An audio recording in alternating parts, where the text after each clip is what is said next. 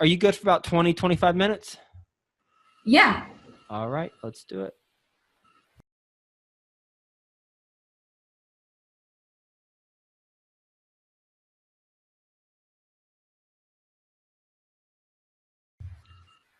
Best ever listeners, how you doing? Welcome to the Best Real Estate Investing Advice Ever show. I'm Joe Fairless. This is the world's longest running daily real estate investing podcast. We only talk about the best advice ever. We don't get into any of that fluffy stuff. With us today, Lindsay Gordon. How you doing, Lindsay?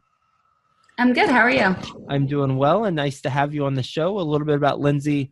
She has been an investor for the last 10 years. She focuses on rentals in Philadelphia and also non-performing second mortgages nationwide, commercial properties in Puerto Rico, where she is based, and private lending throughout the U.S.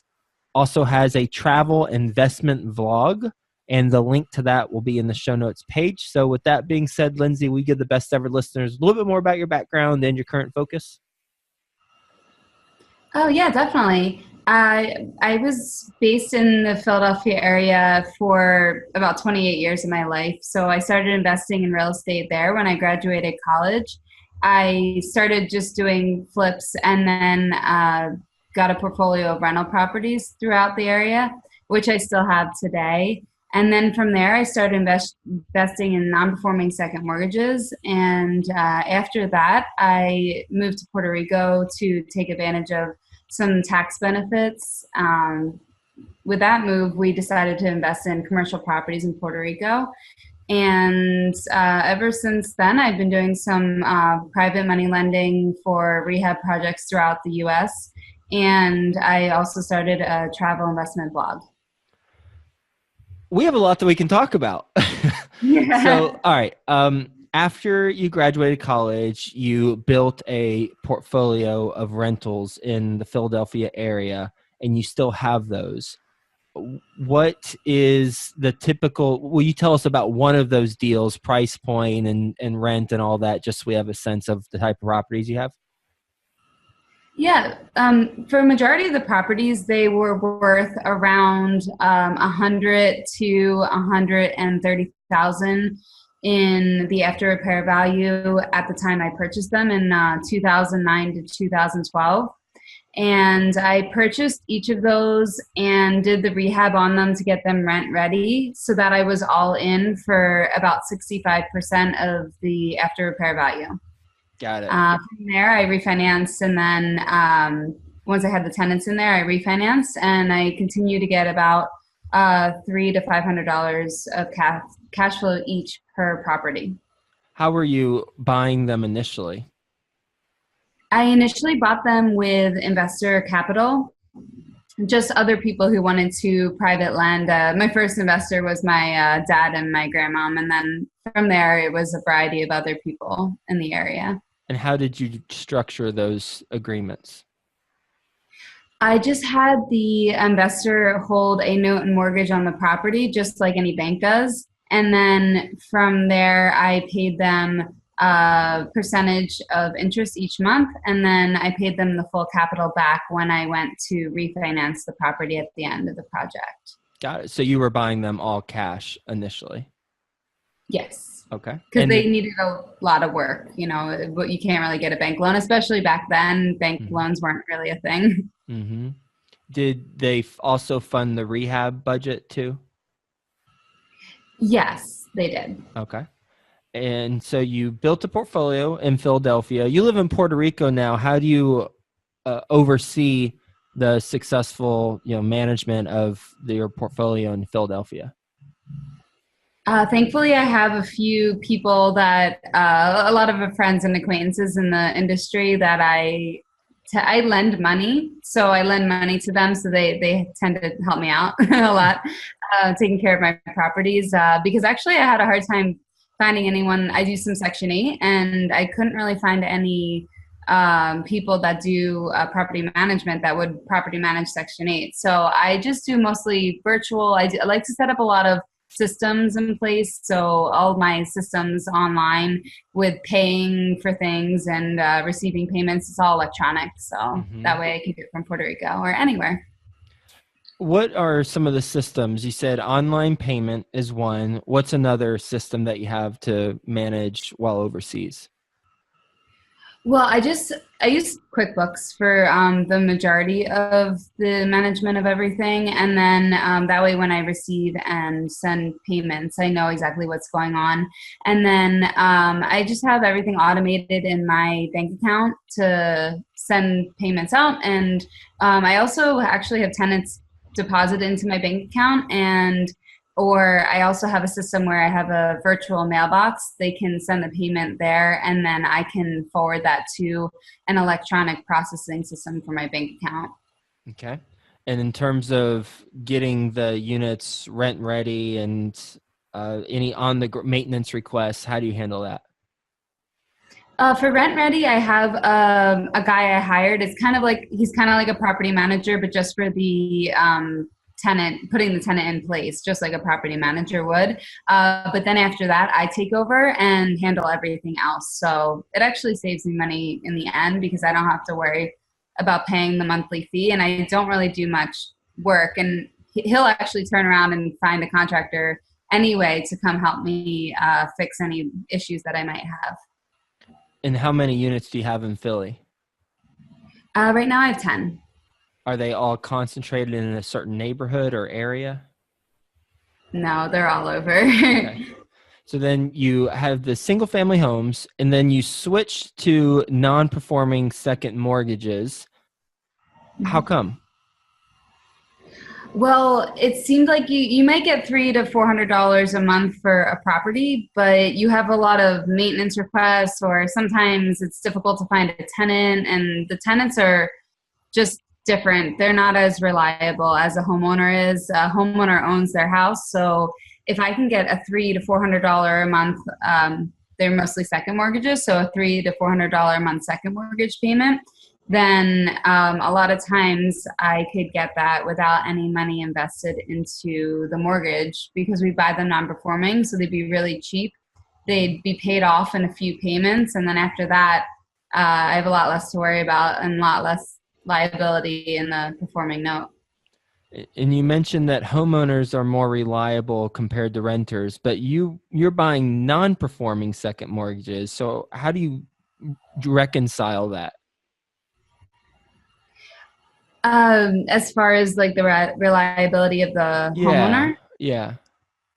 yeah, I mean they're not as reliable as some homeowners, but better than a tenant still usually. It all depends on what type of tenant you have and what type of homeowner you have. I mean everyone varies, but in general the type of tenants that I have tend to, they could be non-responsive as well. So Hmm. How do you purchase, or where do you purchase your non-performing second mortgages? we would typically purchase them from, in the past, people like myself, people who are selling non-performing second mortgages. And then as we grew bigger, from banks, very large hedge funds, or institutional. And then you moved to Puerto Rico. And as you said, I think you said to take what, well, I won't put your words in my mouth. Why did you move to Puerto Rico? I moved to Puerto Rico because they have two acts in place, Act 20 and Act 22. And Act 20, you can export services and only pay 4% in taxes. And Act 22, you don't have to pay any taxes on capital gains. So my tax on capital gains is 0%. Wow. On investments in the U.S.? Yeah, it's just it's based on where you're located for securities. So we treat the mortgage as a security, and then we pay 0% on any buying and selling of mortgages. And then properties in Puerto Rico also count because it's based on where the property's at. So when we buy and sell commercial properties in Puerto Rico, we don't have to pay any taxes on that. What are some, what's a property, a commercial property you've purchased in Puerto Rico? They vary greatly from a plot of land to a 10 unit small little apartment-like building to an office front to an office building and a huge complex to a chicken farm, really pretty much everything. We buy in bulk, so we like to be opportunistic on a large purchase at a very low price, and then to resell at a also low price for investors to take advantage of a good deal. Did you start? I want to come back to that, but just so I'm getting kind of understanding your progression. After you graduated college, you started buying the single family homes, right? Mm-hmm.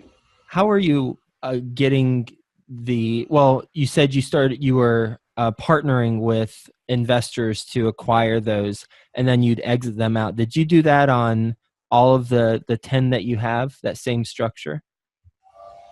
Yeah, and I think I had 13 at one point, but sometimes as opportunities arise, I sell the properties. Mm-hmm. But yeah, same structure for all. And with the commercial purchases in Puerto Rico, from vacant land to, I think you said a chicken farm, are you structuring it similarly where you're working with private investors? Since it's a bulk purchase, we worked with one private investor for the entire purchase it was about 55 properties. And we've paid that investor off pretty quickly, actually. And then after that, it was just free and clear. Oh, it's amazing. So 55 properties, you had one investor. What was the purchase price? Oh, it was over $4 million. $4 million for 55 properties, ranging from what? Ranging from farms, chicken farms, to land, to apartment building, little small apartment buildings, multifamily. Wow. That's a fun portfolio. How did you begin to underwrite that type of portfolio with such a diverse amount of assets in it? We relied on a local girl and a local appraiser and a local lawyer that we had been working with at the time. We had already been thinking about doing some real estate, so we found a team and we put them together. And we also had some experience ourselves since we had lived here for a period of time before we purchased the properties. How long did you live there prior to purchasing the 55 property portfolio? I believe it was a year and a half later. Okay. What did you do? Did you buy anything over in that year and a half period? We bought one property outside of that, and then the rest we actually purchased 54 at once, but shortly after, a couple months later. And with the $4 million portfolio, when now you said you bought the investor out relatively quickly, how does that math work where you're able to buy them out in a quick period of time?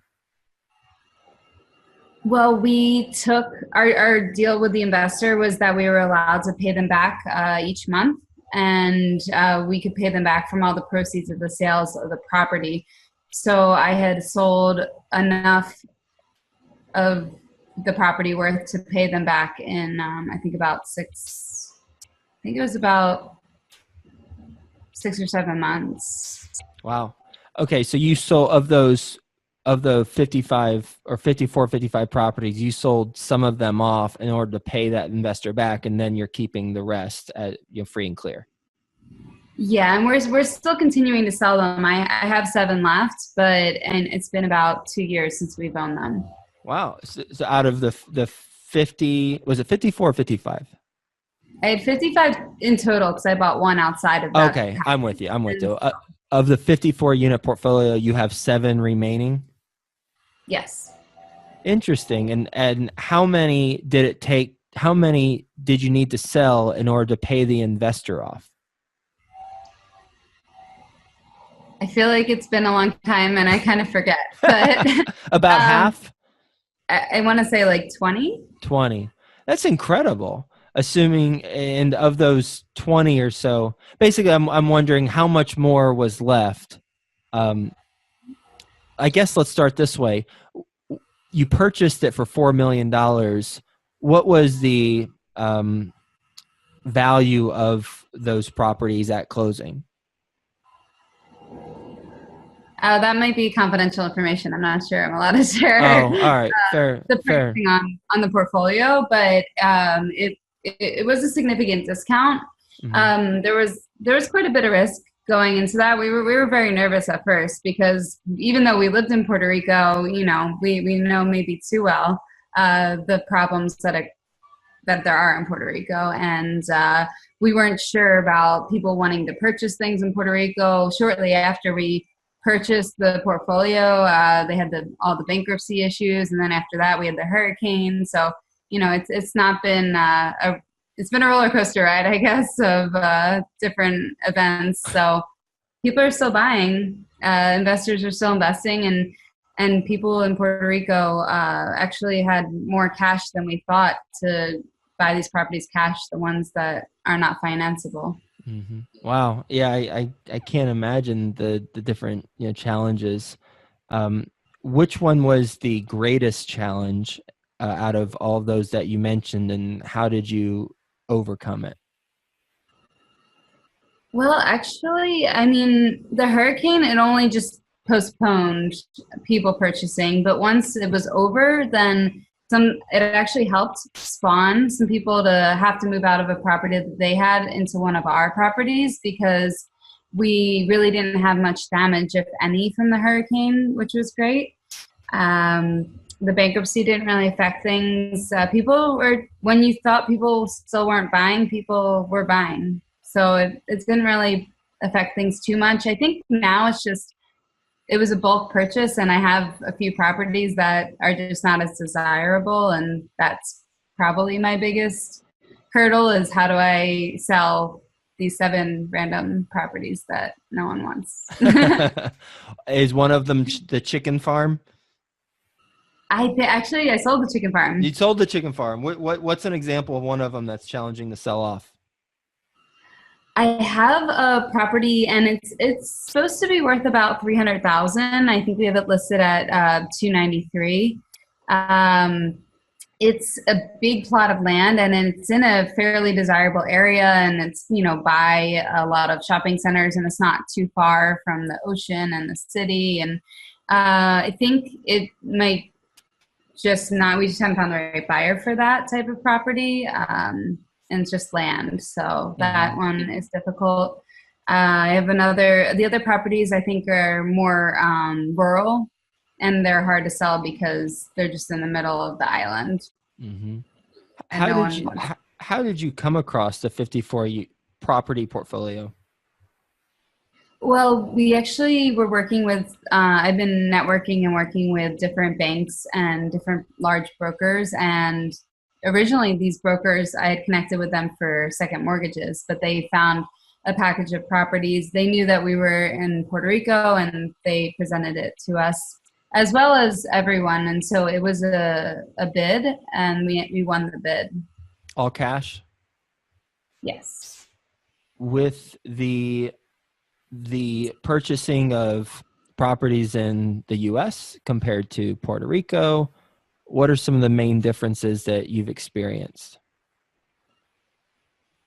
I would say I'm pretty new to real estate relatively. I was just born in the 80s, so I don't know what it was like back in the day, but I always feel like Puerto Rico is very similar to the US, but just maybe like years behind. Like we get Uber 10 years later. Things like everything comes later here, and when you see some of the infrastructure, you think that it looks like it's from the 80s or 90s still.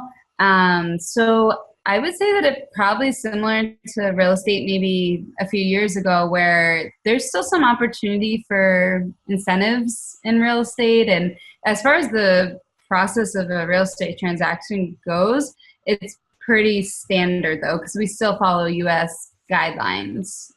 So we felt secure in that. But there could be people paying each other off behind the scenes. We don't know what really is going on. Sometimes they're fighting, and I just stay out of all that. So they bring me the buyer, and that's all I want to know. I don't. all the listeners in Chicago are shaking their head. Yeah, we know what you're talking about. With the investor who invested $4 million cash with you all, and I'm obviously not asking you who they are, but we have a lot of listeners who want to find private investors who have the ability to invest $4 million in one deal with them. So how did you find that investor? We've known the investor for, I think, 10 years as well. We've known him. He was just someone local to us in the area. We had always networked with, and then we started working with him on non-performing second mortgages. He was more familiar with that. So even though that might seem risky or scary to some investors, he understood that well, and he was willing to work with us. From there, we transitioned him to the Puerto Rico commercial properties. What's your best real estate investing advice ever?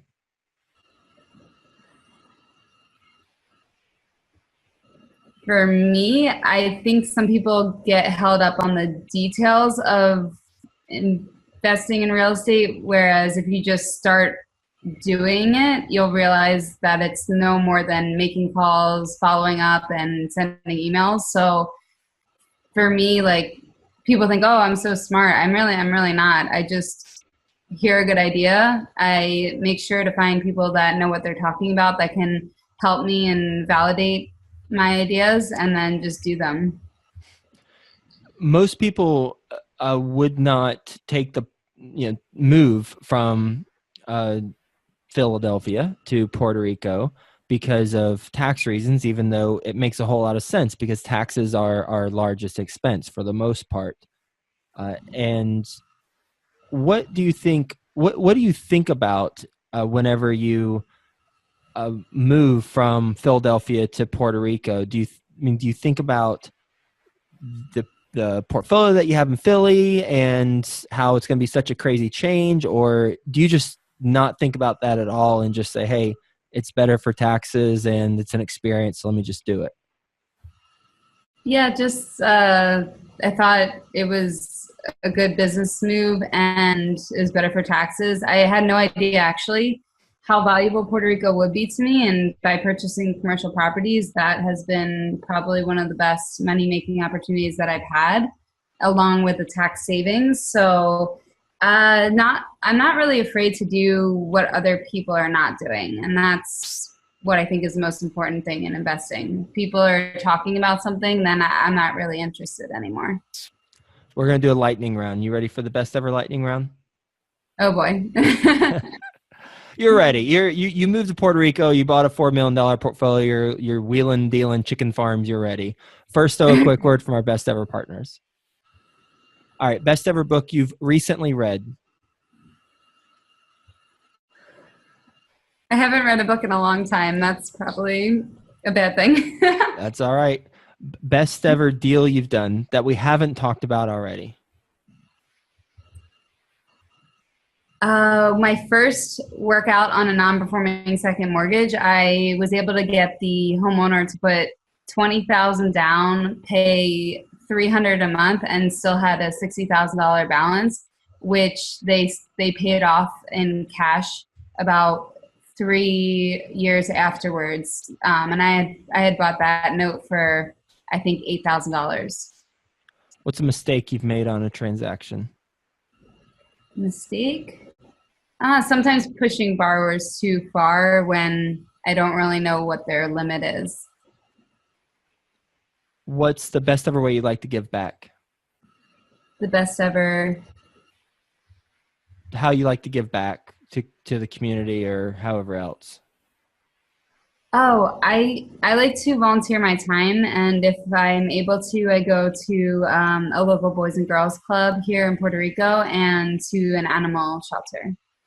And how can the best ever listeners learn more about what you got going on? They can go to my youtube.com/Lindsay E. Gordon. Cool. And I will put that in the show notes page. Lindsay, thank you so much for being on the show and talking about your story, the 54 property portfolio how you partnered up with an investor who you had built a relationship with over a decade, how you got started by borrowing from family, all cash, and then improving the property, putting a loan on it, and then uh, paying them back and owning the property free or with a loan, but making some cash flow from it. And then the differences between Puerto Rico and US from your perspective. And then ultimately, though, your approach. You hear about something, you find people who know about it so they can validate it, and then you do it. Talk's cheap. And you certainly are walking the walk there. So thanks for being on the show. Hope you have a best ever day, and we'll talk to you soon. Thank you.